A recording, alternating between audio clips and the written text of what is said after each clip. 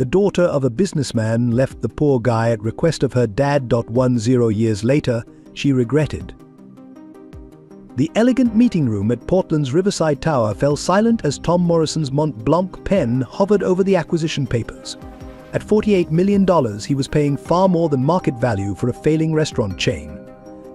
Sophia Anderson's hands trembled as she looked up, meeting his steel blue eyes for the first time in 10 years. The same eyes that once sparkled with love now held an unreadable expression. In that moment, her designer watch felt heavy on her wrist, the last remnant of her former wealthy life, soon to be sold to cover mounting debts. Miss Anderson, Tom's voice was measured, professional. Is everything in order? Her world stopped. 10 years ago, she'd told this same man he was just a waiter who could never give her the life she deserved. Now, he sat across from her, about to buy her family's crumbling empire. She glanced at the tattered photograph peeking from his leather portfolio, their only summer together, her red Mustang in the background. Some decisions take a decade to reveal their true cost. Hey guys, if you're enjoying this incredible story, take a quick moment to let us know where you're watching from in the comments below and hit that like button. Every interaction means the world to us. Portland, Oregon wasn't just another dot on the map. For Tom Morrison, it was where his story of resilience began. At 19, he embodied the quintessential American dream, a working-class kid determined to rise above his circumstances. His father, Jack Morrison, drove trucks across state lines, often away for weeks at a time, while his mother, Sarah, taught third graders at Lincoln Elementary, her salary barely covering their modest rental home's mortgage. But life had other plans. During his sophomore year at Portland State University, Sarah was diagnosed with aggressive lymphoma. The medical bills started piling up faster than Jack's trucking income could handle.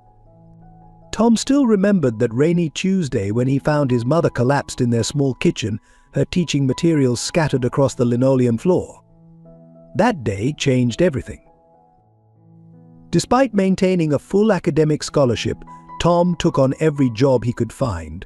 He delivered newspapers at dawn, worked as a library assistant between classes, and spent his evenings waiting tables at various restaurants. His classmates partied on weekends. Tom pulled double shifts at the Golden Fork, a quaint restaurant in downtown Portland, known for its loyal clientele and family atmosphere. What set Tom apart wasn't just his work ethic, it was his natural ability to understand business. While other waiters saw tables to serve, Tom saw opportunities to learn. He studied the restaurant's operations, from inventory management to customer psychology. During quiet moments, he'd jot down ideas in a worn notebook, ways to improve service efficiency, reduce waste, enhance customer experience. The restaurant's owner, an old-school restaurateur named Frank Williams, noticed the young man's keen interest. "You've got an eye for this business," son Frank would say, often finding Tom analyzing the day's sales figures long after his shift ended.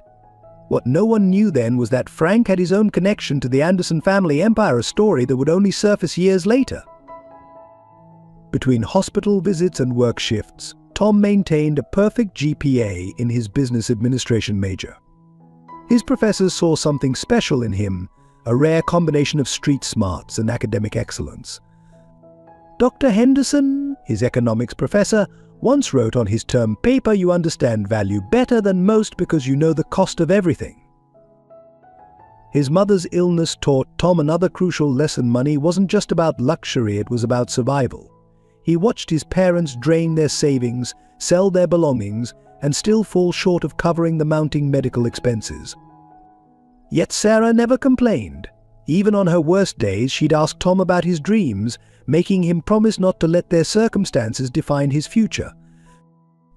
The other waiters at the Golden Fork called him the machine, not because he was cold, but because of his tireless efficiency. What they didn't see were the nights he spent by his mother's hospital bed, studying from textbooks while she slept, or the early mornings when he'd help his father with truck maintenance before heading to his first job of the day. Tom had a gift for numbers, but more importantly, he had a gift for seeing potential. Whether it was a more efficient way to arrange table assignments or a new approach to inventory tracking, his suggestions always seemed to improve the bottom line. Frank started implementing some of Tom's ideas, and slowly the Golden Fork's profits began to increase. But beneath his composed exterior and impressive work ethic, Tom harbored bigger dreams. He didn't just want to succeed, he wanted to build something meaningful. Each time he served a family celebrating a special occasion or watched regular customers return for their favorite dishes, he saw more than just transactions, he saw connections, communities, possibilities. Life had taught Tom early that nothing was guaranteed. Every tip he earned, every he received, every extra shift he worked, these were stones in the foundation he was building, piece by piece. He knew that success wasn't just about making money, it was about creating value, about understanding people, about building something that would last. What no one could have predicted was how one summer evening shift would change everything. When a red Mustang pulled into the Golden Forks parking lot, carrying a young woman whose presence would alter the course of his life, Tom was just another waiter in a crisp white shirt and black apron. But destiny, as they say, has a way of making its own reservations. From the outside, Sophia Anderson's life seemed painted in gold. The spacious Victorian mansion on Portland Heights, the red Mustang convertible her father gifted on her 19th birthday, and the Anderson family's renowned restaurant empire's 7 upscale establishments dotting the city's most prestigious locations. Yet beneath this gilded surface lay a void that no amount of wealth could fill. Elizabeth Anderson, Sophia's mother, had passed away 5 years earlier, a sudden aneurysm that shattered their perfect world. The hollow echoes of her mother's laughter still haunted the mansion's elegant hallways. James Anderson, her father, buried his grief in work, transforming from a charismatic restaurateur into a calculating businessman who measured everything, including his daughter's future, in profit margins and social standings. While her peers at Portland Elite University dreamed of finding love and pursuing passions, Sophia carried the weight of a dynasty on her shoulders. Anderson restaurants aren't just businesses, her father would remind her during their formal Sunday dinners. They're your mother's legacy. Those words always came with an unspoken expectation: marry well, preserve the empire, maintain their social status. The red Mustang became her escape. Late at night, she'd drive through the city's empty streets, past their restaurants filled with happy families, wondering if her mother would approve of what they'd become. Elizabeth had been the heart of their business, the one who knew every employee's name, who ensured their restaurants felt like home to every guest. Now, under James's stewardship, profits soared, but that warmth had gradually faded. Sophia's world was carefully curated. Her friends were daughters of her father's business associates. Her education focused on business administration and social etiquette. Her dating pool limited to young men from appropriate families. Richard Sterling, the son of her father's golf partner, had been making his intentions clear, a merger of families that made perfect business sense. At the Golden Fork, their smallest and oldest restaurant, Sophia found an unexpected sanctuary. It was her mother's first successful venture, and unlike their other polished establishments, it retained that original charm Elizabeth had cultivated. She'd visit regularly, sitting at the same corner table, ordering the same mushroom risotto her mother had perfected. The staff treated her not as the owner's daughter, but simply as another cherished regular. The irony wasn't lost on her, surrounded by wealth and privilege, yet feeling most authentic in their humblest location. Her designer clothes and perfectly maintained appearance masked a growing restlessness. In quiet moments, she'd catch glimpses of her mother in old photographs, a woman who married for love, who built a business from passion rather than obligation.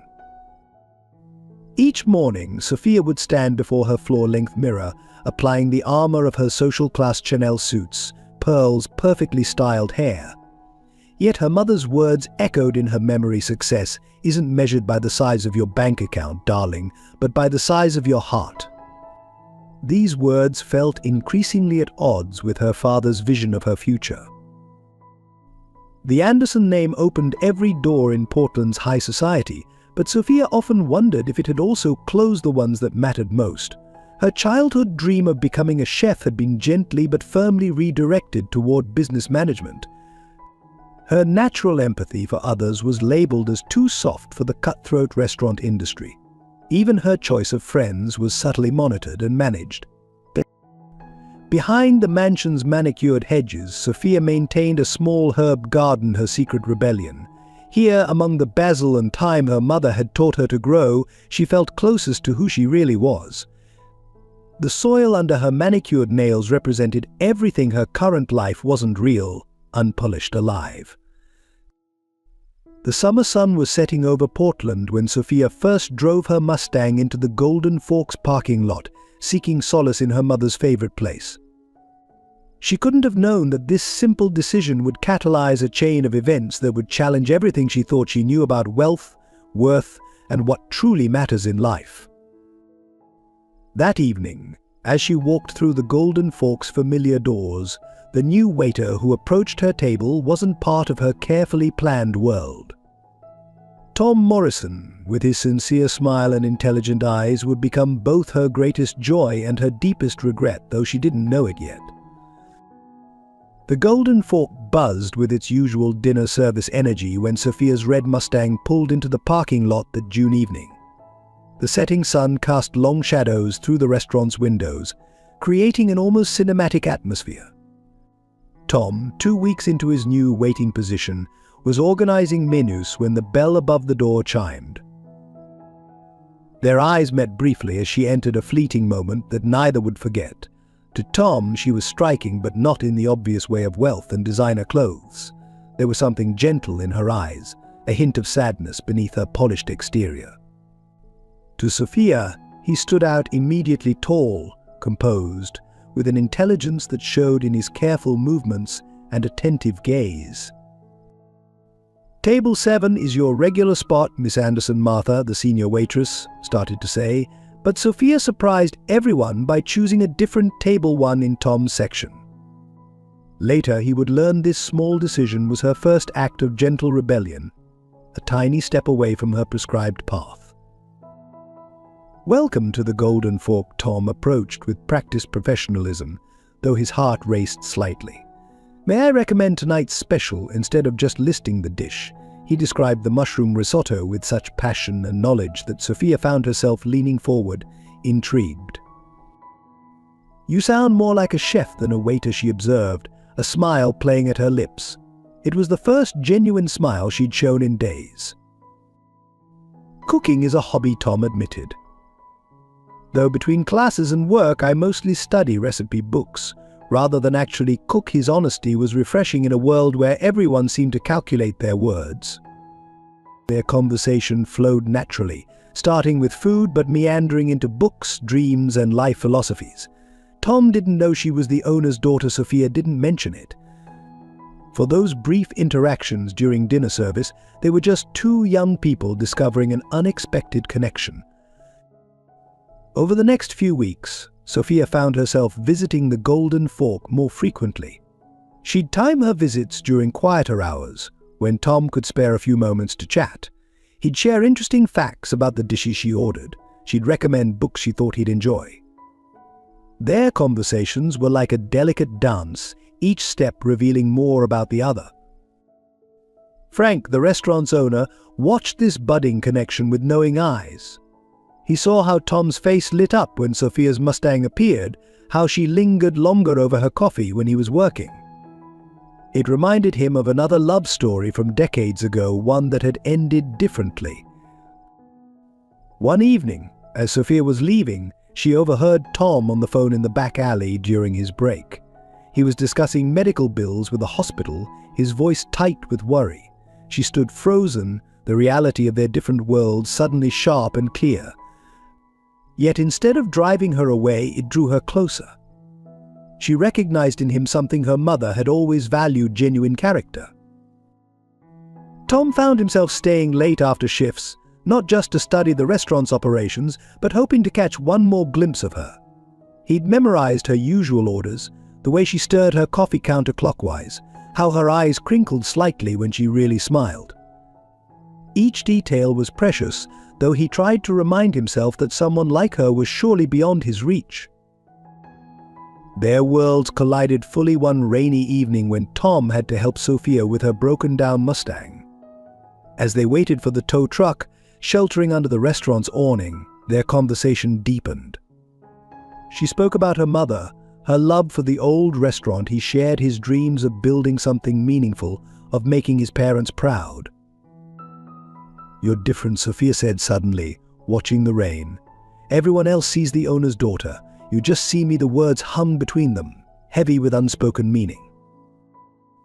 "You're different too," Tom replied softly. "You see the person behind the apron." Their eyes met, and in that moment, both felt the shift from casual acquaintances to something more. Neither of them knew they were being watched. James Anderson, having heard about his daughter's frequent visits to their smallest restaurant, had sent someone to observe. The report would reach his desk the next morning. Miss Anderson appears to have formed an attachment to a waiter. That evening marked a turning point. As Tom walked Sophia to her repaired car, their hands brushed accidentally. The spark between them was undeniable, dangerous, and thrilling. They stood there, caught between raindrops and reality, both knowing they were stepping onto a path that would either lead to something beautiful or break their hearts completely. That Portland summer blazed with the kind of warmth that made everything feel possible. After the rainy evening at the Golden Fork, Tom and Sophia's relationship blossomed with the fierce intensity of young love tempered by their shared depth of character. Their first official date was simply a walk through Washington Park after Tom's evening shift. Still in his work clothes, his savings stretched to buy them ice cream cones. "I should change first," he'd said self-consciously, but Sophia touched his arm gently. "You're perfect just like this," she replied, and somehow those words encompassed everything that made their connection special. While her other suitors tried to impress her with expensive restaurants and flashy gestures, Tom offered something far more precious: authenticity. Their summer evenings took on a pattern. After his shift, they'd explore Portland's hidden gems food carts with amazing tacos, tucked-away bookstores, quiet spots along the Willamette River where they'd talk for hours. Tom shared stories about his mother's illness, his determination to make something of himself. Sophia opened up about the pressure of her family legacy, the void left by her mother's passing. "Sometimes I feel like I'm disappointing everyone by just being myself," Sophia confessed one evening, as they sat on a park bench sharing a paper bag of fresh cherries. Tom looked at her, really looked at her, and said, "Being yourself is exactly why I..." He paused, not yet ready to say those three words, but they both felt them hanging in the warm summer air. Between his multiple jobs and her family obligations, they stole moments like precious jewels. Early morning coffee before his newspaper route, lunch breaks in the hospital garden where he visited his mother, quiet evenings in the Golden Forks kitchen, where Tom would sometimes cook for her after closing. Each moment added another layer to their deepening connection. Their differences became bridges rather than barriers. Sophia taught Tom about wine pairings and fine dining etiquette. He showed her how to change a tire and make the perfect grilled cheese sandwich. She helped him study for his business exams. He encouraged her secret passion for cooking. Together, they dreamed of a future that combined both their worlds. One memorable night, Tom surprised her with a homemade dinner on the restaurant's roof after closing. He'd spent his last dollars on candles and ingredients, creating her mother's mushroom risotto recipe from memory. As they sat under the stars, Sophia realized she'd never felt more at home than in these simple moments with him. "I used to think success meant having everything," she told him that night, their fingers intertwined. "Now, I'm not so sure." Tom squeezed her hand, understanding the weight of those words coming from someone in her position. "Maybe success is just having enough of the right things," he replied. Their romance wasn't just about grand gestures or stolen kisses. It was about the small moments, Tom leaving encouraging notes in her favorite books at Powell's, Sophia secretly paying for his mother's medication when bills got tight, both of them sharing dreams over coffee and day-old pastries in the early morning light. The staff at the Golden Fork watched their love story unfold with mixed emotions. Martha, the senior waitress, saw echoes of another romance from decades past. Frank, the owner, observed with knowing concern, recognizing the challenges that lay ahead. Even the regular customers noticed the spark between the owner's daughter and the hard-working waiter. But summer romances, like summer itself, often carry the seeds of their own ending. As August drew to a close, the weight of their different worlds began to press more heavily. Tom was offered a better-paying position at a hospital to help with his mother's mounting medical bills. Sophia's father started asking more pointed questions about her frequent visits to their smallest restaurant. Yet in those golden moments of late summer, with Portland's roses in full bloom and their hearts full of hope, they believed love could bridge any gap. Tom started making plans to rent a small apartment, determined to create a foundation for their future. Sophia began imagining a life different from the one her father had planned. Neither of them could have known that fate, in the form of James Anderson's intervention, was already in motion. As their summer of love drew to a close, storm clouds gathered on the horizon. But for now, they were just two young people in love, sharing dreams and cherry-stained kisses under the Portland summer sky. The beginning of fall brought more than just changing leaves to Portland. James Anderson's discovery of his daughter's summer romance came not through gossip or surveillance, but through a painful coincidence. On the 5th anniversary of his wife Elizabeth's death, he visited the Golden Fork, seeking solace in the restaurant where their own love story had begun. Instead, he found Sophia and Tom sharing a quiet moment in Elizabeth's favorite corner booth. The sight stopped him cold. His daughter's genuine laughter, something he hadn't heard since Elizabeth's passing, echoed through the restaurant. For a brief moment, Sophia's expression mirrored her mother's so perfectly that James felt his heart constrict. But then reality set in. This wasn't Elizabeth falling for a passionate young restaurateur with dreams. This was his daughter, heir to a restaurant empire, falling for a waiter. That evening, James made two crucial decisions. First, he would end this inappropriate relationship before it destroyed Sophia's future. Second, he would test this young man who dared to reach above his station. Elizabeth would have given him a chance. A voice whispered in his mind. He silenced it with memories of their early struggles, the years of hardship before success found them. What followed was a carefully orchestrated series of tests. Anonymous job offers were sent to Tom, positions that would take him far from Portland and Sophia. Credit card companies mysteriously raised his limits, tempting him with easy money. Even a few wealthy regular customers were enlisted to observe his character, testing his integrity with excessive tips and questionable propositions. To James's grudging admiration, Tom passed every test.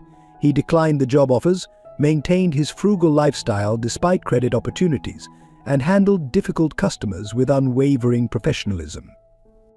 Yet this only strengthened James's resolve. A man with such integrity but no resources was perhaps the most dangerous suitor of all. He could offer Sophia love without luxury, principles without prosperity. The final straw came when James discovered Tom's mother's medical condition. Sarah Morrison's lymphoma treatments were expensive, and the family was drowning in debt. Here was the pressure point he needed. "Love doesn't pay hospital bills," James muttered, drafting a letter to Tom's mother's medical providers. Meanwhile, Sophia remained oblivious to her father's machinations. She was lost in dreams of a future with Tom, even as society whispered about her charitable project with the waiter. Richard Sterling, her father's chosen suitor, increased his appearances at family functions, his casual mentions of merger possibilities becoming more frequent. The confrontation, when it came, was devastating in its timing. On the evening Tom planned to surprise Sophia with his apartment key and a proposal for their future, James Anderson struck. He arranged for his daughter to overhear a conversation between Tom and the hospital's billing department, one that revealed the true extent of his family's financial crisis. "Your mother's experimental treatment has been approved," the administrator said, Thanks to an anonymous donor's guarantee, Tom's relief was palpable until the other shoe dropped. However, the position in Seattle is non-negotiable. The treatment program is only available there. Sophia, hidden around the corner, felt her world crumble. She recognized her father's handiwork, the same pattern of generous manipulation he used in business dealings. The choice being forced on Tom was cruel: his mother's life or their love. That same evening, James confronted his daughter in his study, surrounded by photographs of Elizabeth. "Your mother built this legacy from nothing," he began, his voice heavy with both love and manipulation. "She didn't work herself to death for you to throw it all away on a summer romance." The mention of Elizabeth's dedication struck home. Sophia, tears streaming down her face, whispered, "Mom would have understood love." "Love?" James laughed bitterly. "I loved your mother enough to give her everything. Can your waiter say the same? Can he give you the life you deserve? Or will you watch him choose between you and his dying mother?" The weight of these words, the manipulation behind them, and the genuine concern mixed with control created a perfect storm of doubt in Sophia's heart. She thought of Tom's mother fighting for her life, of Tom's dreams, his determination to succeed, of the empire her mother had helped build.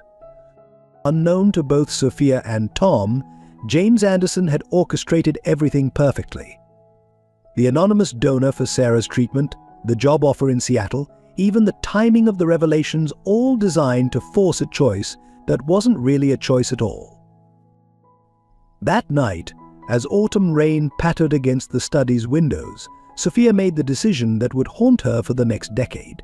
She picked up her phone, her fingers trembling as she typed a message to Tom: "We need to talk." The stage was set for heartbreak, orchestrated by a father who believed he was protecting his daughter from the very kind of love story that had created their family's success. The irony would take years to fully reveal itself. The evening of the breakup remains etched in Portland's memory as one of the most violent storms of that autumn. Tom stood on the Anderson mansion's doorstep, rainwater dripping from his hair, clutching a small box containing a key to his newly rented apartment and a pressed wildflower from their first date. He had come with dreams, he would leave with shards. When Sophia opened the door, Tom immediately knew something was wrong. Her eyes, usually warm and engaging, were distant, glazed with unshed tears. She wore the pearl necklace her father had given her, a subtle reminder of her world, one that suddenly seemed light years away from his own. "We need to end this," she said without preamble, her voice carrying an artificial coldness that didn't quite mask its tremor. "It was a beautiful summer, Tom, but that's all it was meant to be, a summer romance." Tom stood there, rain soaking through his best shirt, the one he bought specially for this evening. "Sophia, I don't understand." I thought his hand tightened around the small box in his pocket. "I just signed a lease. I got a better job at the hospital. Things are looking up." Looking up, her laugh was brittle, rehearsed. A one-bedroom apartment and a hospital job. Tom, be realistic. You're a waiter who can barely afford his mother's medical bills. I need someone who can maintain the lifestyle I'm accustomed to, who can help manage our family's empire. Each word was a calculated strike, scripted by James Anderson himself, delivered by a daughter who believed she was choosing duty over selfish desire. What Tom couldn't see was Sophia's fingernails digging into her palms behind her back, drawing blood as she forced out these cruel words. So these past months meant nothing. Tom's voice was quiet, dangerous in its calm. All our talks about dreams, about building something together, about love being more important than money, that was all just summer entertainment for you. Lightning flashed, illuminating Sophia's face. For a split second, her mask slipped, and Tom caught a glimpse of agonizing pain in her eyes. But then thunder crashed, and her facade returned stronger than ever. "You were a distraction, Tom. A lovely one, but still just a distraction. Richard Sterling has proposed, and I've accepted. He can give me the life I deserve, the life my mother worked so hard to provide." The mention of Richard Sterling's son of Portland's banking dynasty hit harder than any physical blow. Tom took a step back, rain mixing with what might have been tears on his face. "Your mother," he said softly, "worked as a waitress when she met your father. She built something from nothing, with love and determination. But you've forgotten that part of your history, haven't you?" Sophia flinched as if struck. For a moment she almost broke character, almost told him everything about her father's manipulation, about the choice being forced upon him regarding his mother's treatment, about the crushing weight of legacy and expectation. Instead, she delivered the final, cruel blow. "My mother's story was different. She found a man with ambition, with the potential to build an empire. You, Tom, you're just a waiter. That's all you'll ever be." The box dropped from Tom's hand, landing in a puddle at his feet. The key gleamed dully in the porch light, the pressed wildflower dissolving in the rain. Without another word, he turned and walked away, his figure gradually disappearing into the stormy night. Only when he was gone did Sophia collapse behind the closed door, her sobs echoing through the empty mansion. Upstairs, James Anderson sat in his study, a glass of scotch in his hand, telling himself this pain was necessary, that he was protecting his daughter from a harder heartbreak down the road. Neither father nor daughter saw Tom's transformation that night. As he walked through the storm, something crystallized within him. Every cruel word, every dismissal of his worth, every reference to his status as just a waiter forged itself into steel in his soul. The next day, Tom didn't show up for his shift at the Golden Fork. His apartment lease was cancelled. He accepted the position in Seattle, taking his mother for her treatment. The only trace he left behind was a single piece of paper in the employee locker room, his resignation letter, written on the back of a dinner receipt from his first evening serving Sophia. Frank Williams, watching Tom's empty station that evening, remembered another young man from decades ago, who had also been deemed unworthy of an Anderson woman. He picked up the phone and made a call that would change everything, though its effects wouldn't be felt for another 10 years. In the Anderson mansion, Sophia stared at her reflection, wondering if the price of dynasty was worth the cost of her soul. The red Mustang sat in the garage, untouched, gathering dust, a monument to a summer of authentic love sacrificed on the altar of family obligation. Hey amazing viewers, if this story touches your heart, hit that like button and share your thoughts in the comments. Every like helps us share more stories like this with the world. Seattle greeted Tom Morrison with endless rain and a chance encounter that would reshape his destiny. On his first evening there, while waiting in the hospital cafeteria after his mother's treatment, he met David Carter, a silver-haired restaurateur whose weathered face carried both wisdom and an oddly familiar sadness. "Coffee's terrible here, isn't it?" David had said, sliding into the seat across from Tom. Something in the older man's direct gaze reminded Tom of Frank Williams from the Golden Fork. What started as casual conversation over bad hospital coffee evolved into a mentor-mentee relationship that would change both their lives. David, as Tom would learn, wasn't just any successful restaurant owner. He was the man who'd lost Elizabeth, now known as Elizabeth Anderson, 30 years ago to similar circumstances. The parallels were uncanny: a wealthy family's opposition, a father's intervention, a love sacrificed for status. But unlike Tom, David had accepted defeat, letting his broken heart fuel a different kind of success. "You've got something special, kid," David told Tom one evening, after watching him redesign the hospital cafeteria's layout to improve efficiency. "You see restaurants the way Elizabeth did, not just as businesses, but as stages where life's moments unfold." Under David's guidance, Tom's natural talent for the restaurant business flourished. During the day, he worked at the hospital, paying for his mother's treatment. At night, he absorbed everything David taught him about the industry, from kitchen operations to financial management, from staff psychology to brand building. David had built his own empire, 23 restaurants across 3 states, but had no heir to pass it to. In Tom, he saw not just Elizabeth's lost love reflected, but the son he never had. Success is the best revenge, David would say, but legacy is the best victory. The transformation wasn't immediate. Tom spent 2 years learning every aspect of the business, starting as a line cook in David's flagship restaurant. He worked harder than anyone, arriving first, leaving last, taking notes on everything. His notebook, once filled with ideas for the Golden Fork, now burst with business strategies and innovative concepts. Sarah Morrison's condition improved under Seattle's advanced treatment program. Watching his mother regain her strength while he gained knowledge became Tom's daily motivation. "You're not just learning a business," she told him one evening, her voice stronger than it had been in months. "You're building your dream." David's teaching methods were unconventional. He would randomly ask Tom to step in as manager when crises arose: a chef walking out before a busy service, a health inspector's surprise visit, a VIP customer's complaints. Each challenge tested not just Tom's knowledge, but his character. The turning point came during a particularly chaotic Saturday night. The head chef had quit, taking half the kitchen staff with him to a competitor. David was unreachable, supposedly by design. Tom stepped in, reorganized the remaining staff, simplified the menu, and ran both kitchen and front of house. The restaurant didn't just survive, it thrived. The next morning, David appeared with incorporation papers. "You're ready," he said simply. Time to build your own story. The partnership they formed became the foundation of Tom's future empire. David provided the initial capital and connections. Tom brought innovation and relentless drive.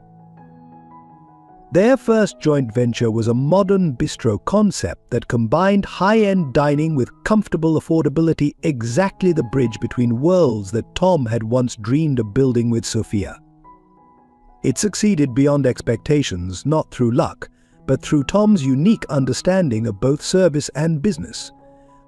5 years after leaving Portland, Tom owned 3 successful restaurants. By year 7, that number had grown to 12.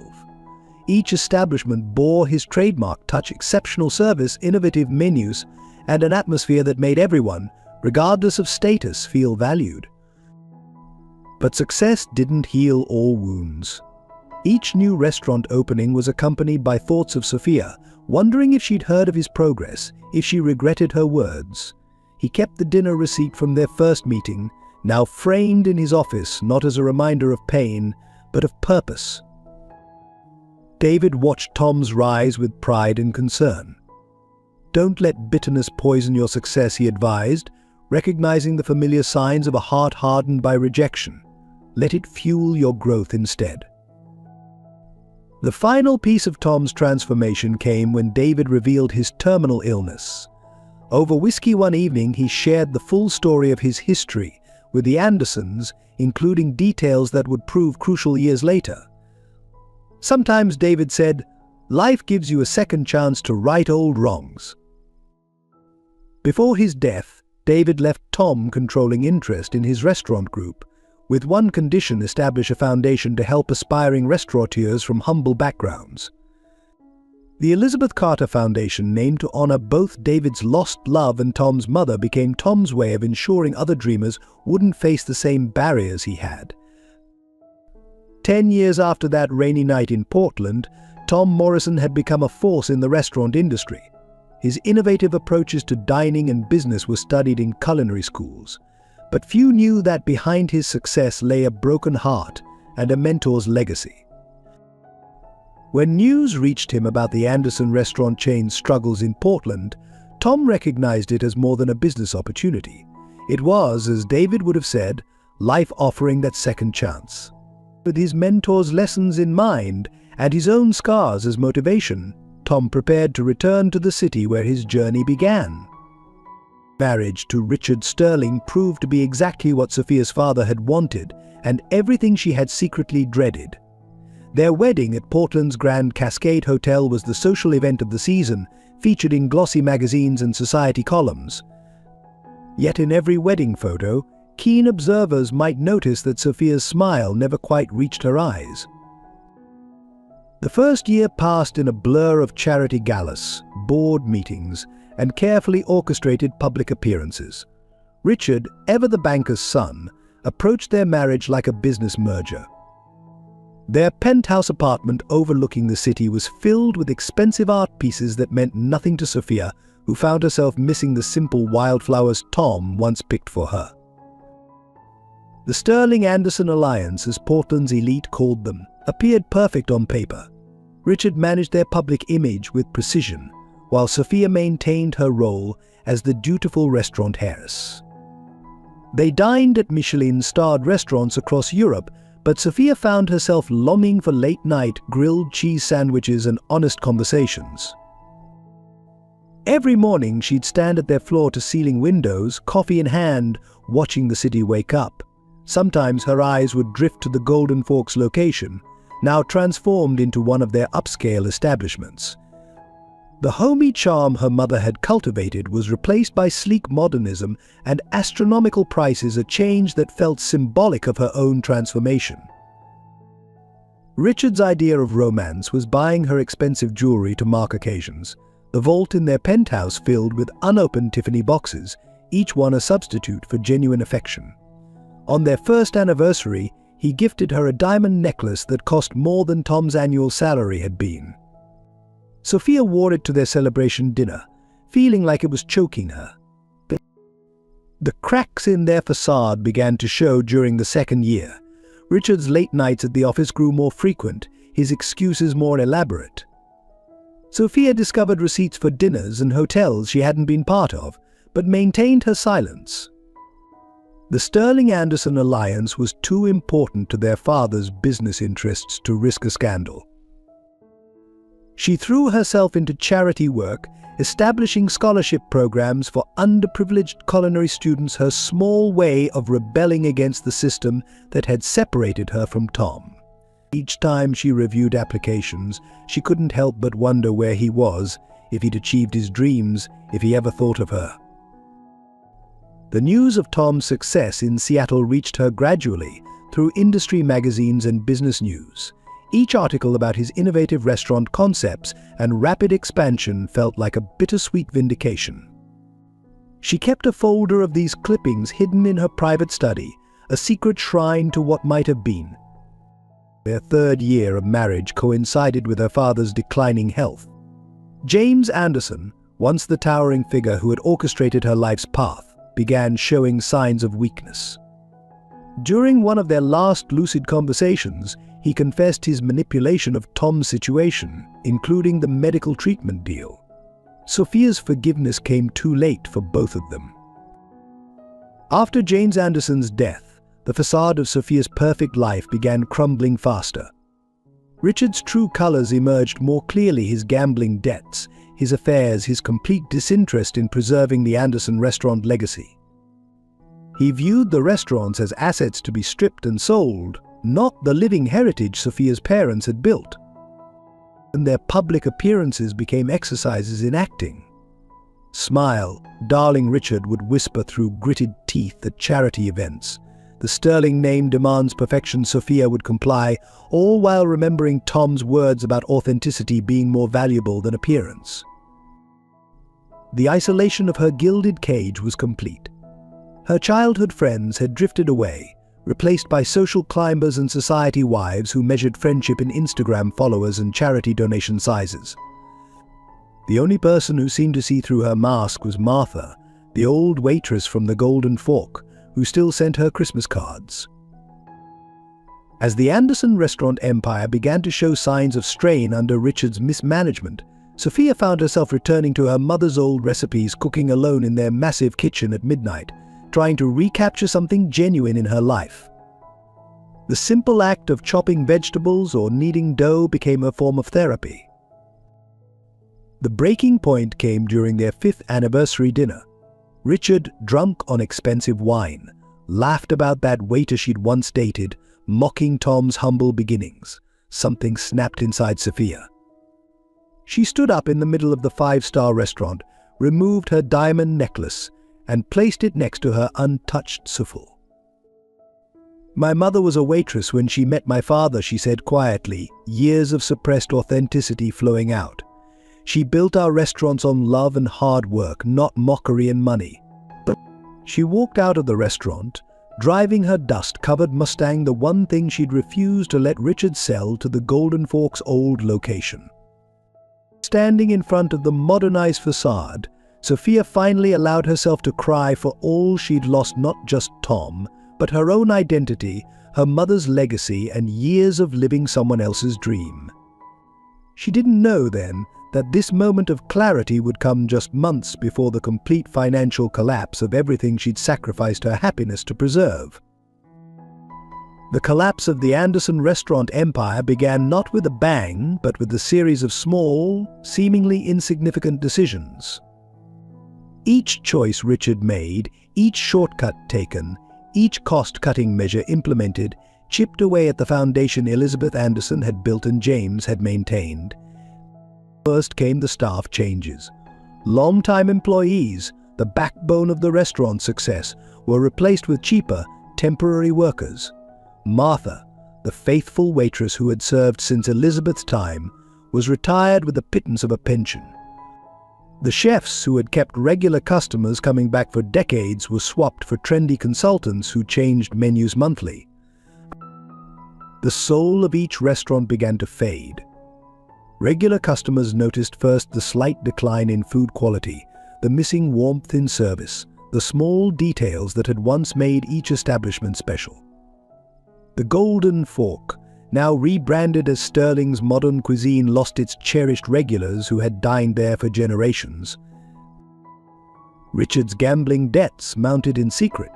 He began siphoning money from the restaurant's accounts, covering the transfers with creative accounting that would have made James Anderson turn in his grave. Sophia, though on the board of directors, was kept in the dark through a maze of financial reports and false documentation. The warning signs multiplied. Suppliers started demanding payment upfront, having heard rumors about delayed payments. Staff turnover reached unprecedented levels.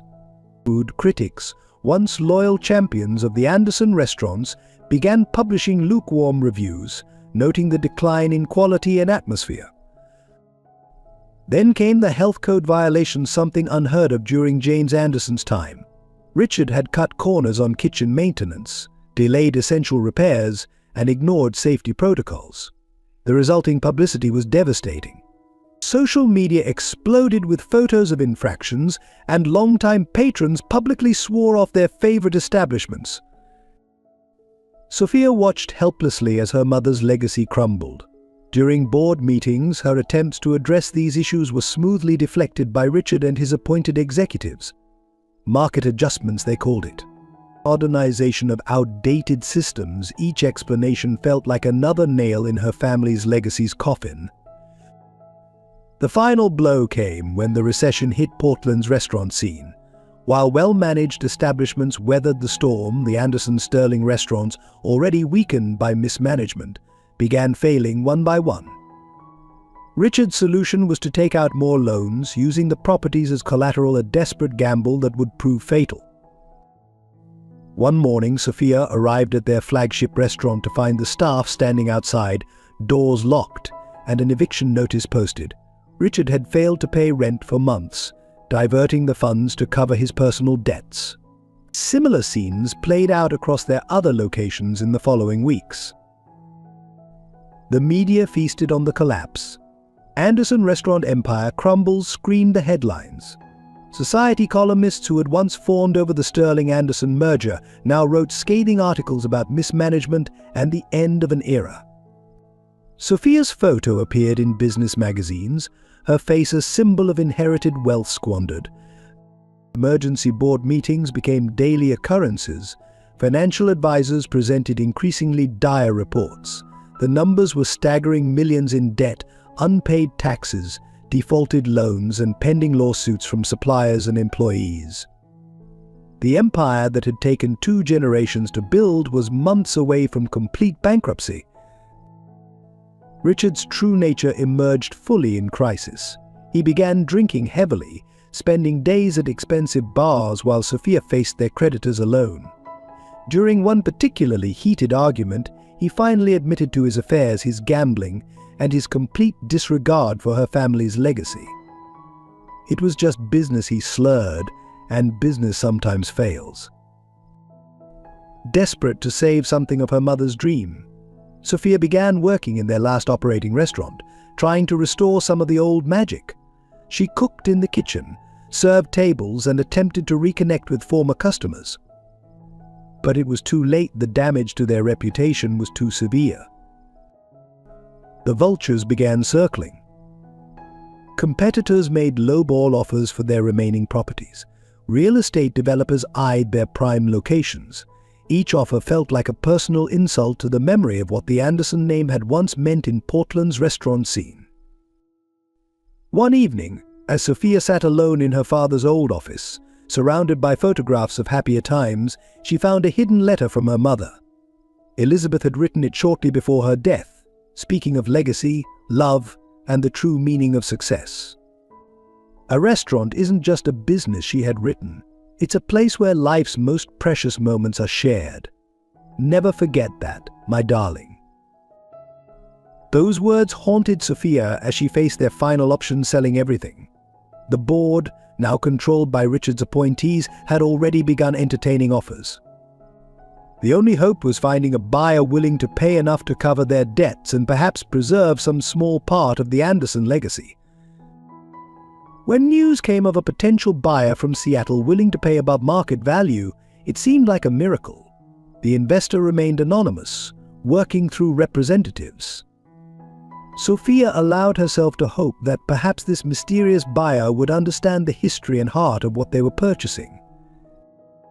She couldn't have known that fate, with its sense of poetic justice, was about to bring her face to face with the consequences of choices made a decade ago. As she prepared for the meeting with the buyer's representatives, Sophia found herself thinking of Tom, wondering if he would be disappointed to see how she had failed to protect what he had once admired about her family's restaurants. The irony of it all wasn't lost on her. She had chosen this life over love, chosen security over passion, and in the end had lost everything anyway. The only question remaining was who would be the one to write the final chapter of the Anderson restaurant legacy. The unraveling of Sophia and Richard's marriage paralleled the collapse of their business empire, each crack in their personal life widening the fissures in their professional facade. It began with a lipstick-stained coral pink on Richard's crisp white collar, a shade Sophia never wore. The discovery came the same morning their largest restaurant received its first ever negative health inspection. Late meeting with investors, he'd mumbled when he finally came home that night, but his phone told a different story. Text messages from Jessica in accounting, Michelle from the country club, and Sarah from his gym painted a vivid picture of Richard's extracurricular activities. Sophia said nothing, adding it to the growing list of betrayals she silently endured. Their penthouse, once a showcase of wealth and success, became a battleground of cold silences and colder accusations. Richard's drinking escalated from social necessity to daily habit. Empty whiskey bottles appeared in his study like breadcrumbs marking his descent into self-destruction. The man who had once prided himself on impeccable business acumen now showed up to board meetings with bloodshot eyes and yesterday's suit. "You're just like your mother," he spat one evening, drunk and bitter after another failed attempt to secure emergency funding. "Always believing in fairy tales about love and legacy. Look where that got us." The words cut deep, not because they were cruel, but because they made Sophia realize how much she'd compromised her mother's values to maintain this facade of a marriage. The financial hemorrhaging of their empire exposed the rot in their relationship. Each time Sophia discovered another account drained or another property mortgaged without her knowledge, she found corresponding evidence of Richard's infidelity: hotel receipts, jewelry purchases, weekend trips disguised as business meetings. Their public appearances became exercises in theatrical performance. At charity galas, they played the perfect couple, a hand on his arm, his practiced smile, their rehearsed anecdotes about married life.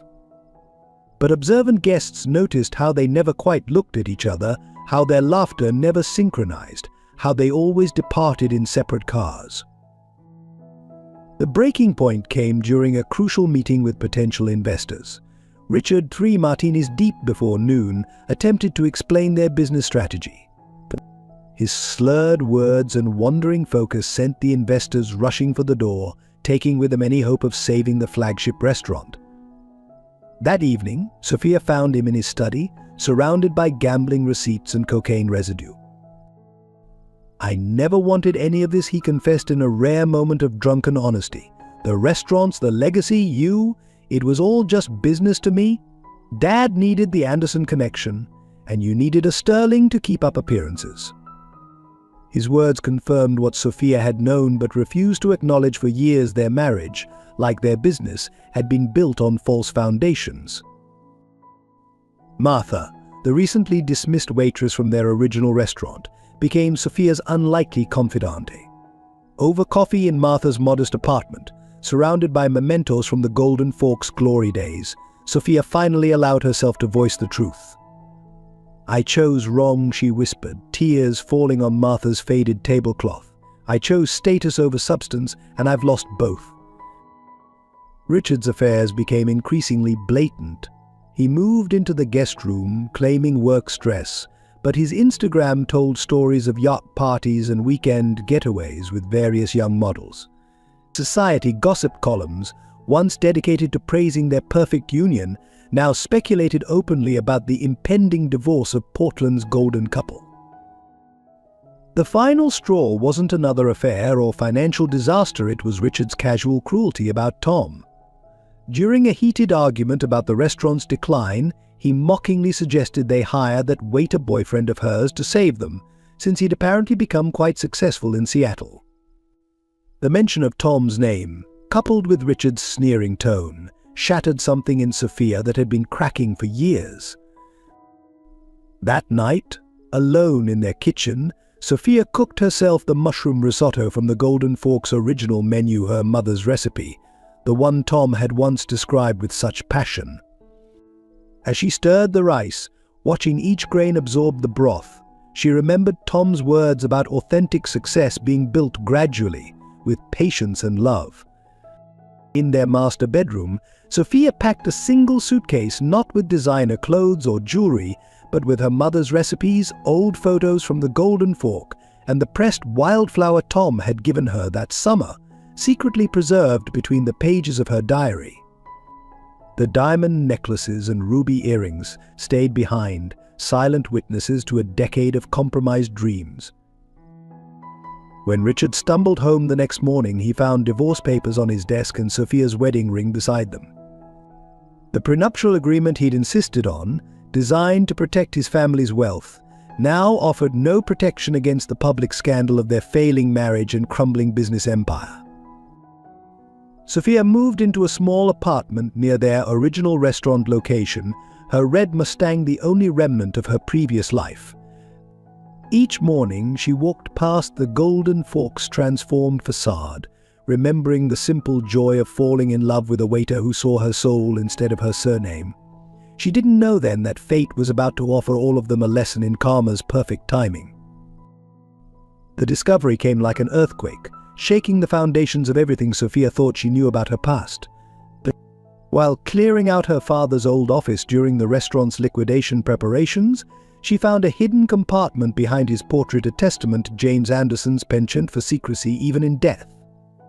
Inside lay a leather portfolio, its contents telling a story that would change everything. First was a series of detailed reports about Tom Morrison, not just from their summer together, but spanning the entire decade since. Her father had been secretly monitoring Tom's rise in Seattle, his successes, his innovations, even his charitable works through the Elizabeth Carter Foundation. But it was the second document that made Sophia's hands tremble, a letter from her father to David Carter, dated just months before James's death. "You've done well with him," David the letter read. "You've given him what I couldn't, a chance to prove himself. Perhaps I was wrong about what makes a man worthy of an Anderson woman." The truth unfolded like chapters of a hidden novel. David Carter wasn't just any successful restaurateur, he was her mother Elizabeth's first love, separated by the same kind of family interference that had torn apart Sophia and Tom.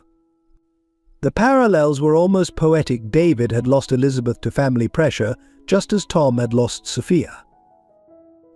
Further documents revealed the elaborate series of tests her father had arranged for Tom, not just to drive him away, as she'd believed, but to assess his character. Each test was meticulously documented: anonymous job offers with ethical catches, temptations of easy money, challenges to his integrity. Tom had passed every single one, unknowingly proving himself worthy to the very man who'd driven him away. The most shocking revelation came in her father's personal diary. The Seattle medical program that had separated them wasn't just a coincidence. James had specifically chosen it because David Carter served on the hospital's board. It had been a carefully orchestrated plan to place Tom under David's mentorship, though neither Tom nor David had known the true orchestrator. "I couldn't give him my blessing then," James had written, "but I could give him a path to prove himself. David will recognize in him what I saw, the same fire he once had, the same love for both the business and my daughter. If Tom succeeds under David's guidance, perhaps he'll return stronger, ready for the legacy I couldn't trust him with before." Martha, when shown these documents, revealed her own role in the story. She had been James's eyes and ears, reporting on Tom's character during his time at the Golden Fork. "Your father saw something special in that boy," she confessed. "He just couldn't admit it until it was too late." Among the papers was a sealed envelope addressed to Tom, dated just before James's death. Inside, Sophia found not just an apology, but detailed financials of the Anderson restaurant empire, along with a note: "When the time comes, and it will save my daughter from the gilded cage I built around her. She deserves the kind of love her mother had, the kind I was too blind to recognize." The final piece of the puzzle was a photograph Sophia had never seen before: her mother Elizabeth with a young David Carter, standing in front of a small diner that would later become the Golden Fork. On the back, in her mother's handwriting: "Love sees potential, not position. Never forget that, James." These revelations cast the past decade in an entirely new light. Her father's deathbed confession about manipulating Tom's situation hadn't been the whole truth. It had been part of a larger plan, a complex web of redemption and second chances that was still unfolding. Frank Williams, the old owner of the Golden Fork, had also been part of the conspiracy. He'd been the one to connect Tom with David Carter, following James's careful instructions. Every step of Tom's journey to success had been silently watched, guided, and documented by the very man who had once deemed him unworthy. The irony was almost too much to bear. While Sophia had been trapped in a loveless marriage with Richard, believing she was fulfilling her father's wishes, James had been secretly grooming Tom to become the kind of success story he could proudly welcome into the family. His last act had been to set up the possibility of their reunion, though he wouldn't live to see it. As Sophia sat surrounded by these revelations in her father's dusty office, a notification popped up on her phone. The mysterious Seattle buyers' representatives had scheduled their final meeting for tomorrow.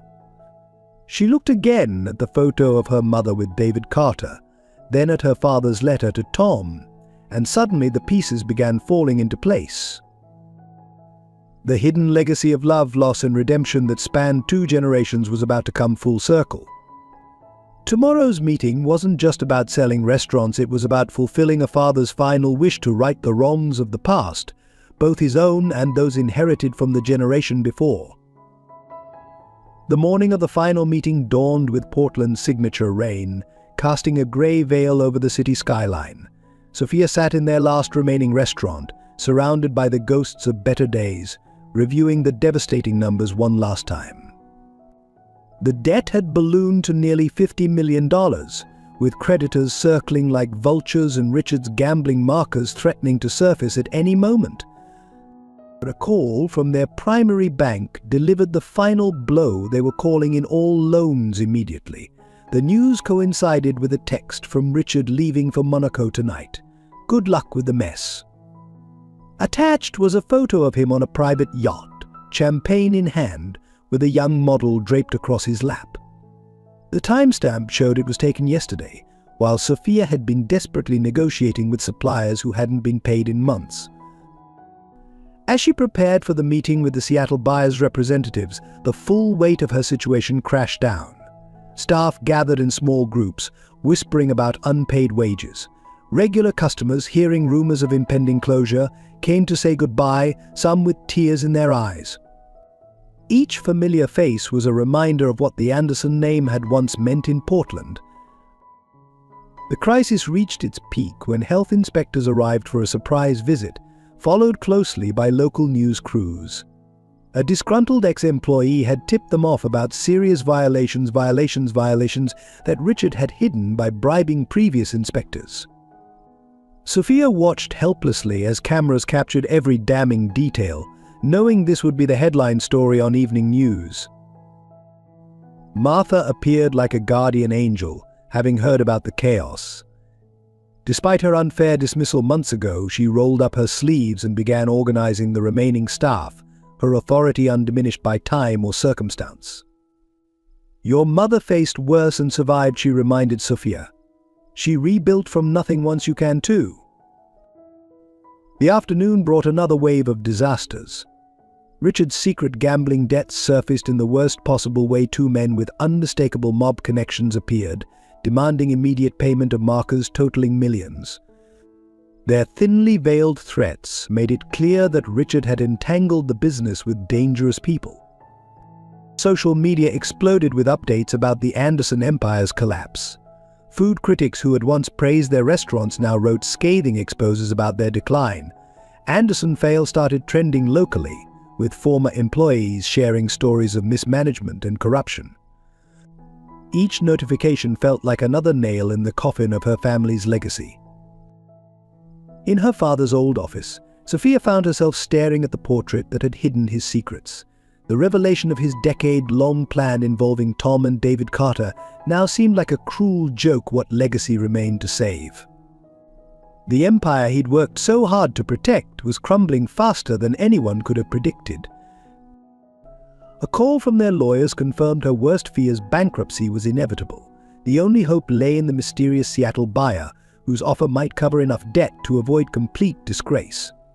But as Sophia reviewed the mounting catastrophes, even this last hope seemed to be slipping away. What buyer would want to take on such a troubled acquisition? Richard's final act of betrayal came via email. He had transferred their personal assets to offshore accounts, leaving Sophia to face the creditors alone. The prenuptial agreement he'd insisted on now worked against her, leaving her personally liable for millions in business debt. Her own signature on countless documents, signed in trust during their marriage, had sealed her fate.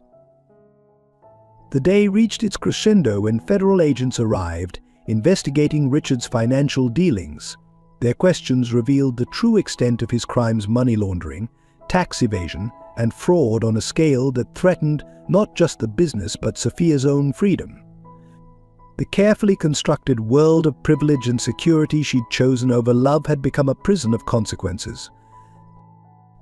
In the midst of this perfect storm, Martha handed Sophia a worn envelope, her mother's old recipes, saved from the Golden Fork's original kitchen.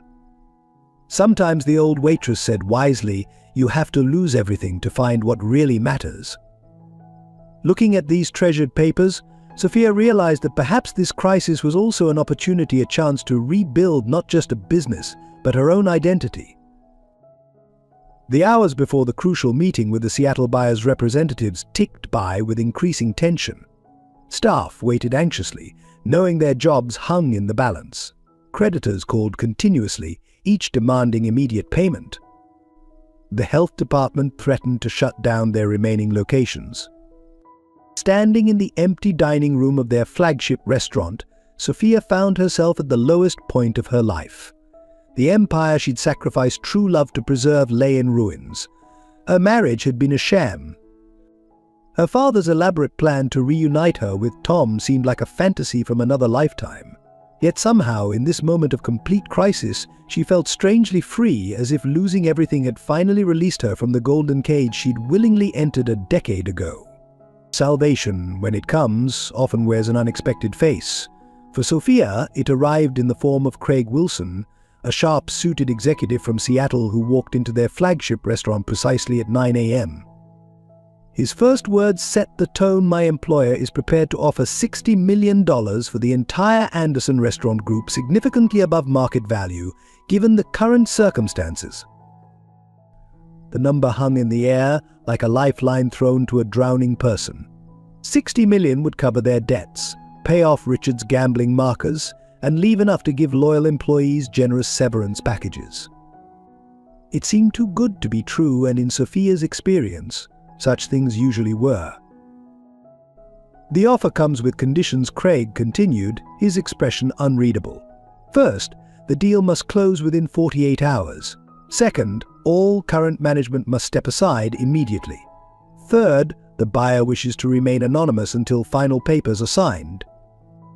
Each condition felt like another turn of the key in a lock Sophia couldn't see. With creditors breathing down her neck and federal investigators circling, Sophia began liquidating her personal assets.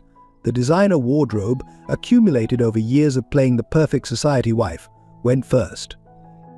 Each Chanel suit and Hermes bag sold online brought a small measure of relief and ironic justice, given how these symbols of status had once seemed so important. The red Mustang, her last link to that fateful summer with Tom, was the hardest to contemplate selling.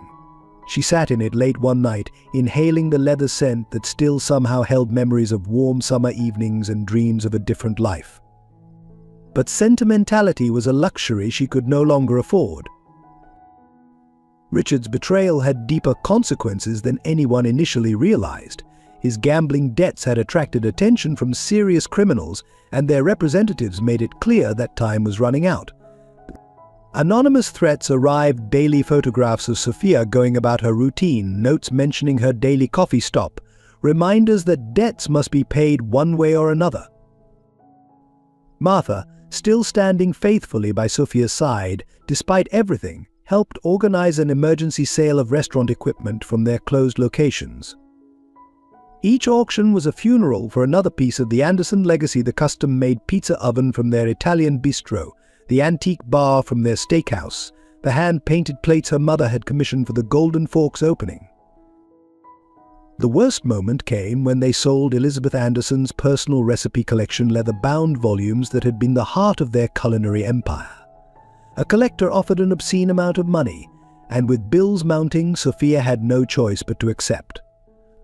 That night, she cried herself to sleep, clutching photocopies of her favorite recipes, feeling like she'd sold her mother's soul. Legal fees mounted as quickly as the complexities of the situation. Richard's financial malfeasance had created a labyrinth of liability that threatened to derail even the generous offer from Seattle. Each hour brought new revelations of his misdeeds: forged signatures, falsified reports, embezzled funds hidden in a complex web of offshore accounts. The pressure began taking its physical toll. Sophia stopped sleeping, sustained by coffee and sheer determination. Dark circles under her eyes told the story of nights spent poring over financial documents, trying to understand how deep the hole really went. Martha forced her to eat occasionally, cooking simple meals that reminded her of better days. Time became both enemy and ally. The 48-hour deadline for the Seattle deal created urgency, but also hope. Every hour that ticked by brought them closer to either salvation or complete ruin. Sophia worked frantically with lawyers, accountants, and bankers, trying to clear the path for a clean sale. The most desperate measure came when Sophia had to face the mob-connected creditors. In a scene straight from a movie, she met them in an underground parking garage, accompanied by Craig Wilson, who displayed an unexpected knowledge of how to handle such delicate negotiations. His presence and assurance that all debts would be settled within 48 hours somehow kept the wolves at bay. As the deadline approached, Sophia found herself in her father's old office one last time. The portrait that had hidden his secrets now seemed to watch her with understanding. She touched the frame gently, remembering his final words about regret and second chances. But the irony that her desperate circumstances might actually fulfill his dying wishes wasn't lost on her. The final hours before the deal's deadline brought a parade of paperwork, releases, agreements, transfers, and assignments. Each signature felt like another step toward both an ending and a beginning. Craig Wilson's efficiency in handling the complex transaction bordered on miraculous, as if he'd been preparing for this moment for years. The revelation came in layers, like the peeling of an onion, each new discovery more stunning than the last. As Sophia sat in the conference room awaiting the final signatures, Craig Wilson received a phone call that changed everything. "Yes, sir," he said, his professional demeanor cracking slightly. "She's here." "Yes, everything is prepared." "Yes, Mr. Morrison will arrive shortly." The name hit Sophia like a physical blow. Morrison. Tom Morrison. The mysterious Seattle buyer wasn't some faceless corporation or foreign investor. It was the very man she'd dismissed as just a waiter a decade ago. The room began to spin as pieces of the puzzle suddenly clicked into place: the generous offer, the tight deadline, Craig's unusual knowledge of their situation. But that was just the first layer. Craig, seeing her reaction, slid a folder across the table. Inside was a letter from David Carter, dated just weeks before his death. It revealed the true extent of the decade-long plan orchestrated by her father and David, a plan that had transformed Tom from a struggling waiter into one of the most successful restaurateurs on the West Coast. David Carter wasn't just Tom's mentor, Craig explained gently. He was your mother's first love, the man your grandfather deemed unsuitable 30 years ago. History repeated itself, Ms. Anderson, but this time we're trying to write a different ending. The parallels were almost too perfect to be coincidental because they weren't. The folder contained more detailed records of how James Anderson had secretly arranged Tom's position in Seattle, knowing David Carter would recognize in Tom the same spark he'd once had. Every step of Tom's rise to success had been quietly watched and supported by both men, creating a symphony of redemption that had played out over 10 years. Even more astonishing was the revelation about the Elizabeth Carter Foundation, which Tom had established in Seattle. It wasn't just named after his mother, as everyone assumed it was a tribute to both Elizabeth Carter and Elizabeth Anderson, two women whose lives had been shaped by similar choices in different generations. Craig revealed his own role in the story. He'd been David Carter's right-hand man for years, tasked with helping guide Tom's career while maintaining the illusion of independence. Everything Tom achieved was through his own talent and hard work, Craig assured her. "We just opened a few doors he might have had to break down otherwise." The most painful revelation came in the form of a video recording James Anderson's final confession, made days before his death. In it, he admitted orchestrating not just Tom's departure, but also his success, hoping to create a worthy successor for both his daughter and his business. "I was wrong about what makes a man worthy," her father's recorded voice cracked with emotion. "I learned too late that character matters more than circumstances." Photos spilled from the folder, surveillance images spanning a decade. Tom visiting Sarah Morrison in the hospital, Tom working late nights in his first restaurant, Tom serving food at homeless shelters, Tom teaching culinary classes to underprivileged youth. Each image showed the man he'd become, each one a silent rebuke to the superficial judgments that had separated them. The Elizabeth Carter Foundation's true purpose emerged through more documents. It wasn't just a charitable organization, but a vehicle for preserving the kind of authentic family-owned restaurants that were disappearing from America's changing culinary landscape. The very values Sophia's mother had championed were being protected by the man she'd rejected.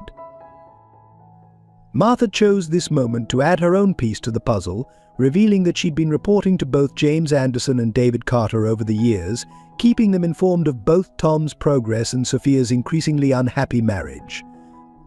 "Your father wanted to protect you," she said softly, "but he learned too late that sometimes protection does more harm than good." A final document in the folder left Sophia breathless: the original deed to the Golden Fork, signed by Elizabeth Anderson and David Carter as co-owners, dated before her mother had met James Anderson. The restaurant hadn't just been her mother's first success, it had been a dream shared with her first love, abandoned under family pressure. The weight of these generational patterns of love lost and found, of pride and prejudice, of sacrifice and redemption settled around Sophia like a heavy cloak. The coming meeting with Tom wasn't just about saving her family's restaurants, it was about breaking a cycle that had caused pain across 2 generations. Craig's phone buzzed again. Mr. Morrison's car just arrived, he announced, standing to leave the room. Sometimes, he paused at the door, life gives us second chances not just to fix our mistakes, but to heal the wounds of the past. Your father and David Carter understood that. When Tom Morrison walked into the conference room, time seemed to fold in on itself. He was both entirely different and exactly the same, his waiter's uniform replaced by a perfectly tailored suit. His boyish features matured into sharp sophistication, but his eyes still held that same intensity that had first captured Sophia's heart a decade ago. "Hello, Sophia," he said simply, his voice deeper than she remembered. The familiar warmth in his tone was carefully restrained, professional. He carried a leather portfolio, the same one she'd glimpsed in their first meeting with Craig, the one containing their old photograph. The sight of it made her heart constrict. The silence that followed was heavy with unspoken words. Through the floor-to-ceiling windows, Portland's skyline provided a dramatic backdrop for this moment 10 years in the making. Tom stood by the window, looking out at the city where their story had begun, his posture betraying no hint of the emotion this meeting must have stirred in him. "The papers are ready," Craig announced, breaking the tension. But instead of sitting at the conference table, Tom did something unexpected. He placed a single key on the polished wood surface, an old, brass key that Sophia recognized immediately. It was the original key to the Golden Fork, the one her mother had always worn on a chain around her neck. "Before we sign anything," Tom said, "there's a story you need to hear." He pulled out David Carter's letter, the one explaining everything: how David had loved Elizabeth Anderson, how history had repeated itself, how both her father and David had spent years orchestrating this moment. His voice remained steady, but his hands trembled slightly as he read. Sophia listened, tears streaming silently down her face, as Tom revealed the full extent of the past decade's events. How David Carter had recognized in him a reflection of his own young self. How James Anderson had secretly guided his journey through David. How every step of his success had been built on genuine talent, but shaped by the invisible hands of 2 men seeking redemption. "Your father came to see me in Seattle," Tom continued, 6 months before he died. "He told me everything about David and your mother, about his regrets, about his hopes for you." He pulled out another document, a business plan in James Anderson's handwriting, detailing his vision for merging their restaurant empires. The revelation that followed stunned everyone in the room. Tom wasn't just buying the Anderson restaurants, he was implementing James Anderson's final dream, a fusion of old and new, tradition and innovation. Each restaurant would be restored to its original character while being modernized for the future. The Golden Fork would return to its roots, becoming again the heart of their combined legacy. "I'm not here to take over your family's legacy," Sophia, Tom said softly. "I'm here to help preserve it." To fulfill both our father's wishes, he reached into his portfolio and withdrew the pressed wild from their first summer, perfectly preserved, a testament to hopes never fully abandoned. Sophia stood, her legs shaking, and walked to the window beside him. "All these years," she whispered, "I thought I was choosing between love and legacy. But they were always meant to be the same thing, weren't they?" Tom's reflection in the glass nodded slightly, his professional mask cracking just enough to show the emotion beneath. The next hour passed in a blur of signatures and legal pronouncements, but something else was happening beneath the surface. With each document signed, each asset transferred, each debt assumed, a decade of misunderstanding and regret began to heal. The business transaction was just a vehicle for something far more profound, the fulfillment of 2 generations' worth of dreams and redemption. As the last paper was signed, Tom did something completely unexpected. He handed Sophia a business card, her new position as Executive Creative Director of the combined restaurant group. "Your mother's recipes," he said quietly. "They're all in a vault in Seattle. David saved them. They're waiting for you, if you want them. The meeting ended not with handshakes but with silence, a pregnant pause filled with possibilities. As others filed out, Tom and Sophia remained, standing by the window watching the city lights come alive as dusk fell. 10 years of separate journeys had led them back to the same place, but this time with wisdom born of pain and success tempered by loss. "The Golden Fork opens again next month," Tom said finally, turning to leave. "I hope you'll be there." He placed the old brass key in her hand, his fingers lingering for just a moment longer than necessary. In that brief touch was a decade of what-ifs and maybe nows, of endings and beginnings, of love lost and potentially found again. Hey, beautiful souls. If this story touched your heart, consider becoming part of our storytelling family by hitting that subscribe button. Your support means the world to us and helps us continue sharing these meaningful stories that remind us all about love, redemption, and second chances. Together, we're creating something special. The weeks following the acquisition unfolded like scenes from a carefully orchestrated play. Tom's team moved with remarkable efficiency, transforming chaos into order. Creditors were paid, legal issues resolved, and Richard's gambling debts settled with a discretion that kept both the mob and federal investigators at bay. The Anderson restaurant empire wasn't ending, it was evolving. News of Tom Morrison's acquisition spread through Portland's business community like wildfire. The story captured public imagination, the former waiter returning as a successful businessman to save his former employer. Local media painted it as a modern fairy tale, though they didn't know half of the real story. The Seattle Times ran a feature titled "From Server to Savior: The Tom Morrison Story," highlighting his rise from humble beginnings. Richard's departure proved anticlimactic. Upon learning of Tom's involvement, he quietly signed all necessary paperwork from his Monaco hideaway, eager to avoid any confrontation with the man he'd once mocked. His farewell came in the form of a terse email: "You two deserve each other. The restaurant life was always more your style anyway." The words, meant to wound, instead felt like a final release. The Elizabeth Carter Foundation's involvement brought unexpected healing. Tom announced a scholarship program for legacy restaurant families, naming it after both Elizabeth Anderson and Carter. The program would help children of restaurant workers pursue culinary education, ensuring that passion and talent wouldn't be limited by circumstance. Martha was reinstated at the Golden Fork with a promotion to general manager, her years of loyalty finally rewarded. She oversaw the restaurant's restoration with tears in her eyes, watching as modern additions were stripped away to reveal the original charm.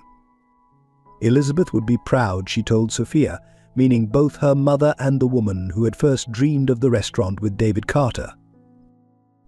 The staff transformed from a demoralized team facing unemployment to an energized crew excited about the future. Tom's management style, learned from both David Carter and his own experiences, combined professional excellence with genuine care for employees. He knew every worker's name, just as Elizabeth Anderson once had. Most surprisingly, Portland's elite, who had once looked down on Tom as just a waiter, now scrambled for his attention. Invitations to galas and board positions flooded in, all politely declined. His focus remained solely on the restaurants and their legacy, proving that success is the best revenge, but preservation of values is the best victory. The most profound change was in Sophia herself. Released from the golden cage of her former life, she threw herself into the restaurant's revival. Her office in the Golden Fork's renovated building became a hub of creativity, where she spent hours updating her mother's recipes and developing new ones that honored tradition while embracing innovation. One quiet evening, as construction crews finished their work at the Golden Fork, Sophia found something behind a loose brick, an old photograph of 4 young people: Elizabeth Anderson, David Carter, and another couple she didn't recognize. On the back was written, "Dreams are built on love and good food." Never forget the other couple, she would later learn, were Tom's parents, all of them friends before life and circumstance pulled them in different directions. The path to healing began in the Golden Fork's kitchen, where Tom and Sophia found themselves working late one evening, testing recipes for the reopening. The familiar rhythm of cooking created a safe space for conversation, allowing words unspoken for a decade to finally surface. "I kept every newspaper article about your success," Sophia admitted, carefully stirring a pot of her mother's famous mushroom risotto. Tom, focused on plating a dessert, paused briefly. "I kept every Anderson restaurant review," he responded quietly, "even the bad ones from this past year." Their professional relationship developed a delicate dance of mutual respect and careful distance.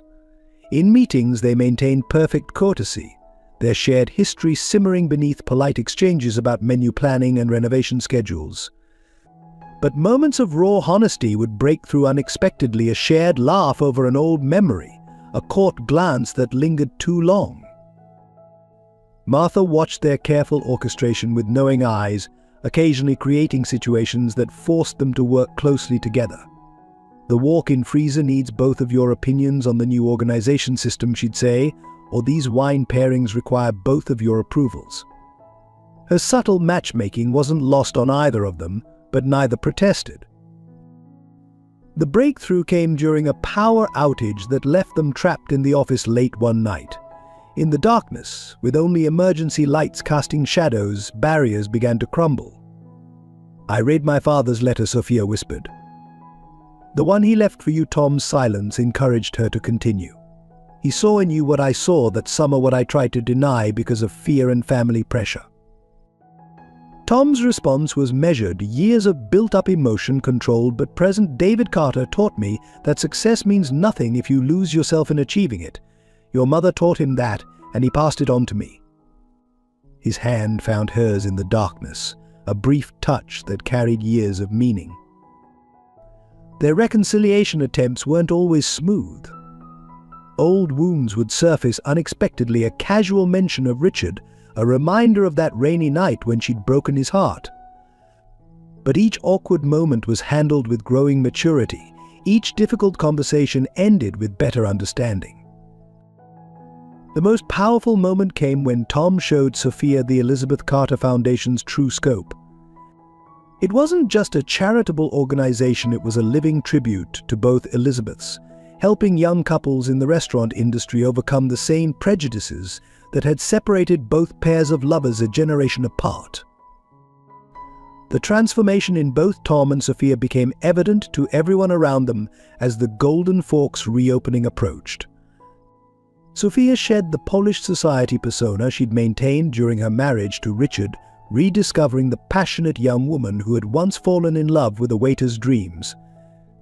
She spent hours in the kitchen, relearning her mother's recipes, her designer clothes replaced by chef's whites stained with evidence of honest work. Tom's growth was more subtle but equally profound. Success hadn't hardened him; instead, it had refined his natural empathy into a leadership style that inspired loyalty. He maintained his habit of knowing every employee's name, but now added understanding their dreams and helping them achieve them. The young waiter's determination had matured into a visionary's wisdom. Their individual healing processes complemented each other. Sophia learned to trust her instincts again, making decisions based on passion rather than expectation. Tom learned to let go of old hurts, understanding that the painful past had shaped both their current strengths. Together, they discovered that time hadn't diminished their ability to understand each other without words. The staff noticed how their separate journeys seemed to spiral closer with each passing day. When Sophia suggested updating a menu, Tom would already be considering the same changes. When Tom wanted to implement a new training program, he'd find Sophia had drafted similar plans. Their shared vision for the restaurant's future emerged naturally from their parallel growth. Martha, watching them work together, saw how their decade apart had prepared them for this moment. Sometimes, she told them during a late-night planning session, life sends you on a longer path to make sure you're ready for the destination. Her words carried the weight of someone who had witnessed both generations of this story. Their personal growth manifested in unexpected ways. Sophia found herself mentoring young staff members, sharing wisdom gained from her falls and rises. Tom established a program helping employees with educational goals, remembering his own struggles balancing work and study. Together, they created an environment that nurtured not just culinary skills, but human potential. The most significant change was in how they viewed success. No longer measured in dollars or social status, success became about impact, the lives they touched, the dreams they helped realize, the legacy they protected and expanded. The Anderson Morrison Restaurant Group became known not just for excellent food, but for its investment in people. The Golden Forks reopening night arrived on a perfect Portland evening, the autumn air crisp with possibility. The restored facade gleamed under newly installed vintage lighting, while inside, every detail honored both past and present. Elizabeth Anderson's original recipes, merged with Tom's innovations, created a menu that told their entire story through food. The guest list was carefully curated not with Portland's elite, but with long-time customers, former employees and families who had celebrated life's milestones within these walls. Martha, elegant in a new suit Tom had insisted on buying her, greeted guests with tears of joy. The original wooden host stand, restored to a warm gleam, held the same reservation book Elizabeth Anderson had used 30 years ago. Tom and Sophia worked in perfect synchronization throughout the evening, their professional partnership drawing admiring comments from observers. He managed the front of house with graceful efficiency, while she orchestrated the kitchen with newfound confidence. Each time they passed each other, the air crackled with unspoken possibilities. The defining moment came when they unveiled the heart of the restored restaurant, a wall of photographs telling the Golden Forks' complete story. Elizabeth Anderson and David Carter's original opening night. James Anderson's first visit as a customer, Tom as a young waiter, Sophia's first summer there, recent images of the restoration. The visual timeline showed not just a restaurant's history, but the interweaving of lives, dreams, and second chances. Local food critics, expecting a standard reopening, found themselves writing about something far more meaningful. The Portland Chronicle's review captured it perfectly. The Golden Forks revival isn't just about restored woodwork and updated menus. It's about the restoration of a legacy, guided by two people who understand that great restaurants, like great loves, are built on both tradition and courage to evolve. The Elizabeth Carter Foundation scholarship announcement, made during the reopening celebration, added another layer of meaning to the evening. 5 young restaurant workers received full culinary school scholarships, each one representing a dream that might have been denied by circumstance in the past. Tom and Sophia presented the awards together, their shared vision for the future clearly evident. As the successful evening wound down, staff gathered for a celebratory toast. Martha raised her glass first to Elizabeth Anderson, who taught us that food made with love tastes better, to David Carter, who never forgot that lesson, and to Tom and Sophia, who are proving that some traditions are worth keeping and some rules are worth breaking. The months following the Golden Forks reopening saw Tom and Sophia's relationship evolve in subtle but significant ways. Their professional partnership blossomed into something deeper, though neither rushed to define it. Late-night menu planning sessions often drifted into conversations about their lost years, each revelation healing old wounds. Their first real breakthrough came during a quiet Sunday morning inventory check. Sophia found Tom in the wine cellar, holding a bottle from the summer they'd met. "You remember this vintage?" she asked. His smile held memories of their first date. "How could I forget? I spent 2 weeks' salary on it. Trying to impress you." The shared laugh that followed broke down another wall between them. Staff began noticing small changes in their interactions, lingering glances across morning meetings, shared inside jokes during service, the way they gravitated toward each other in crowded rooms. Martha kept a knowing silence, though her eyes sparkled whenever she caught them in unguarded moments of connection. But their healing process wasn't always smooth. Some evenings the weight of their past created awkward silences. Other times old insecurities surfaced unexpectedly. But unlike their younger selves, they now had the maturity to address these moments with honesty and patience. The turning point came during a charity event they hosted. As Tom presented another Elizabeth Carter Foundation scholarship, Sophia watched him from the kitchen, finally understanding what her father and David Carter had seen in him all those years ago. Not just ambition and talent, but a genuine desire to lift others up along with him. Their relationship's new phase was built on mutual respect and shared purpose, rather than just young love. They found themselves finishing each other's sentences during business meetings, instinctively understanding each other's vision for their growing restaurant group. The passion remained, but it was now tempered by wisdom and strengthened by their individual journeys. Even Portland's society circles, which had once looked down on Tom, now watched their reuniting story with romantic fascination. But Tom and Sophia remained focused on what mattered: their restaurants, their team, and the careful reconstruction of trust between them. Their love story's second chapter was being written not in grand gestures, but in small moments of genuine connection. The legacy Tom and Sophia built together extended far beyond the restoration of the Golden Fork. Within a year, their combined restaurant group had become a model for balancing tradition with innovation. Each establishment maintained its unique character while embodying the values both Elizabeth Anderson and David Carter had championed: quality, community, and opportunity. But the Elizabeth Carter Foundation grew into something neither David nor James Anderson could have imagined. Beyond scholarships, it now offered mentorship programs, small business loans for restaurant workers, and emergency funds for industry families in crisis. Every initiative reflected Tom and Sophia's shared belief that success should create opportunities for others. Their most significant impact came through the Second Chances program, which hired and trained people others might overlook: former inmates, recovered addicts, domestic violence survivors. The program, inspired by their own story of redemption, boasted an impressive success rate. Many graduates went on to open their own restaurants or advance into management positions. Martha's role evolved into that of chief historian and mentor, sharing both Elizabeth Anderson's original vision and the complicated love story that had shaped 2 generations.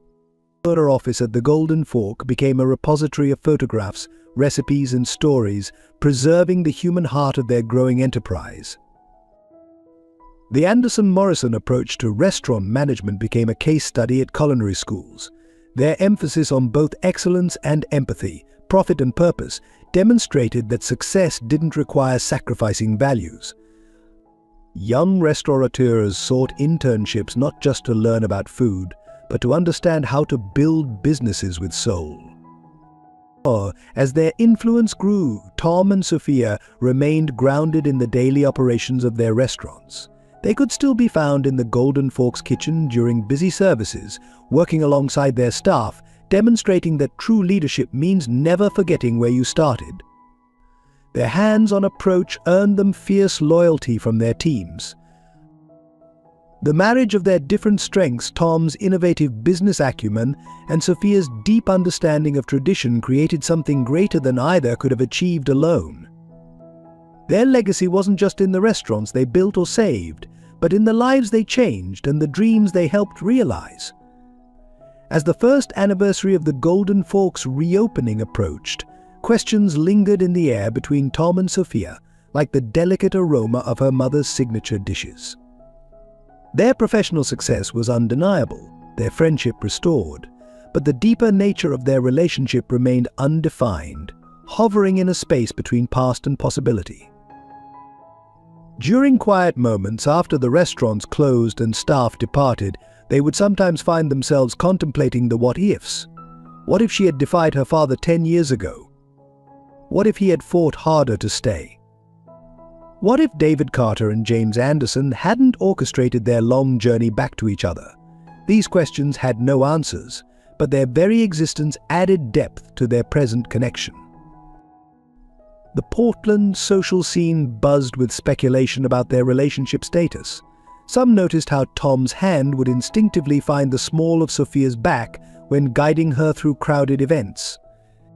Others commented on how she seemed to light up whenever he entered a room.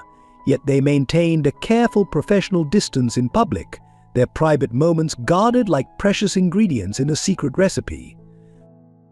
The biggest unresolved question came from their expanding business empire. As opportunities for growth presented themselves, they faced decisions about direction. Should they stay focused on Portland, honoring their roots? Or expand to Seattle, bridging their separate histories? Each choice carried implications not just for their business, but for their personal lives as well.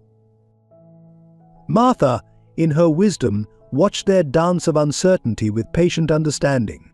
Some questions, she told them, don't need immediate answers. Sometimes the asking is more important than the answering. Her words seemed to echo both Elizabeth Anderson's and David Carter's philosophy about love and timing. Their staff speculated quietly about the nature of their leaders' relationship.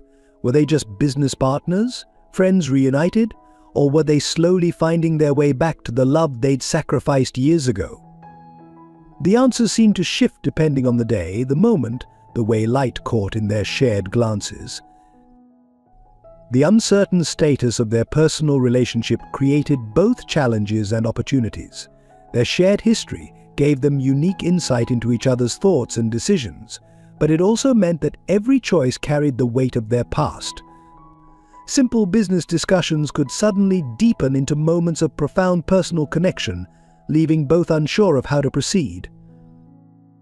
Resolution came to Tom and Sophia not in grand gestures or dramatic declarations, but in quiet moments that accumulated like stars appearing in an evening sky. During a late-night inventory check, Tom found Sophia in the wine cellar, holding the same vintage they'd shared on their first date. Without words, he opened the bottle, and they sat on the cellar steps, letting memories and possibilities mingle like the wine's complex notes. The transformation in their individual characters had become evident to everyone around them. Tom's success hadn't hardened him, instead, it had deepened his compassion. He maintained his practice of learning every employee's story, but now added the wisdom of someone who understood that every journey had its detours. Sophia had shed the artificial polish of her society life, rediscovering her authentic self in the kitchen's honest work and creative freedom. Their healing found its fullest expression in how they handled Richard's unexpected return. When Sophia's ex-husband appeared at the Golden Fork, broken, seeking help, they responded not with revenge but with measured kindness. Tom offered him a chance to work in their Seattle operations, not in management, but starting again from the bottom, learning the business properly this time. Martha watched their evolution with maternal pride, seeing how their decade apart had prepared them for a deeper connection.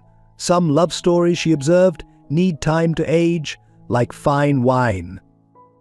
Her words carried the weight of someone who had witnessed both the passionate beginning and the mature rekindling of their relationship. The resolution of their professional dynamic came naturally.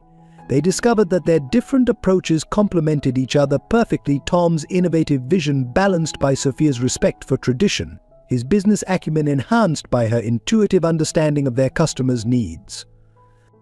Their partnership became a model for how to blend the best of old and new. Personal growth manifested in unexpected ways.